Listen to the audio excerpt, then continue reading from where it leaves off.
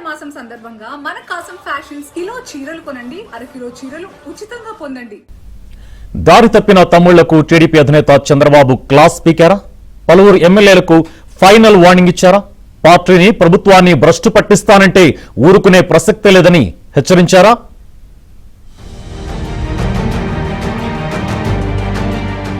Telugu Desam party అంతర్గత చర్యలకు శ్రీకారం చుట్టింది. కంట్రోల్ తప్పిన పలువురు ఎమ్మెల్యేలు, నియోజకవర్గ ఇన్ఛార్జీలకు హైకమాండ్ సీరియస్ వార్నింగ్ ఇచ్చింది.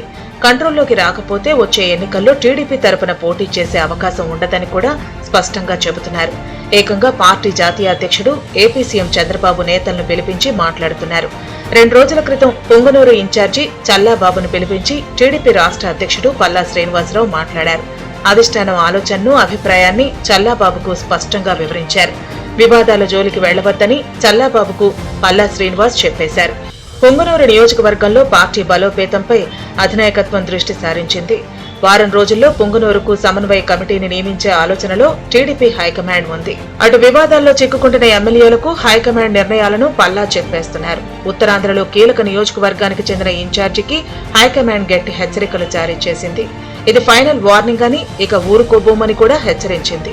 ఉత్తరాంధ్రకు చెందిన మరో సీనియర్ ఎమ్మెల్యేను కూడా ఇటీవల చంద్రబాబు పిలిపించి సీరియస్ గా మొహం మీదనే చెప్పి పంపించారు.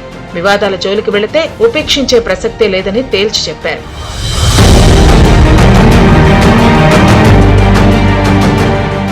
రాయలసీమకు చెందిన కొందరు ఎమ్మెల్యేలకు కూడా పార్టీ హైకమాండ్ సీరియస్ వార్నింగ్ ఇచ్చిందని తెలిసింది.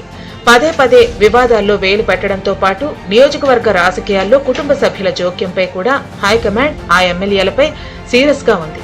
ఇక వివాదాలకు కేంద్ర బిందువుగా ఉన్న నెల్లూరు జిల్లాకు చెందిన ఎమ్మెల్యేకు సైతం చంద్రబాబే సీరియస్ వార్నింగ్ ఇచ్చి పంపినట్లు తెలిసింది.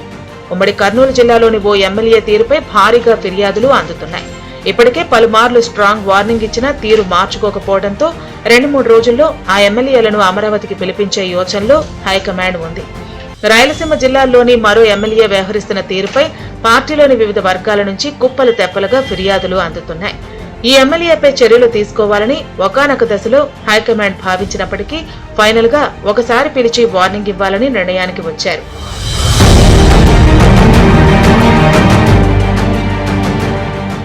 ఇప్పటికే వార్నింగ్ ఇచ్చిన ఎమ్మెల్యేలు రాబోయే రోజుల్లో తీరు మార్చుకోకపోతే మాత్రం వారిని వదులుకునేందుకు కూడా వెనకాడే ప్రసక్తే లేదని పార్టీ అధినేత తేల్చి చెప్పేశారు. ఆ ఎమ్మెల్యేలు ప్రాతినిధ్యం వహిస్తున్న నియోజకవర్గాల్లో అధికారులకు ఆ ఎమ్మెల్యే చేసిన సిఫార్సులను పరిగణలోకి తీసుకోవద్దని చెప్పడంతో పాటు ప్రత్యామ్నాయ నాయకత్వాన్ని కూడా ఇప్పటి నుంచే సిద్ధం చేయాలని నిర్ణయించారు.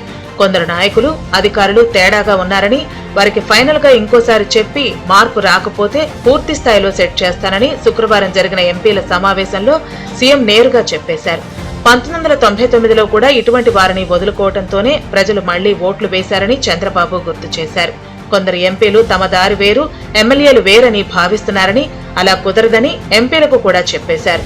తాము చెబుతున్నా ఎమ్మెల్యేలు వినటం లేదని ఎంపీ ఒకరు చెప్పగా తనను కూడా బయటకు వెళ్లి చాలా మంది తిట్టుకుంటారని, అంత మాత్రాన వదిలేస్తామని సీఎం నిలదీశారు.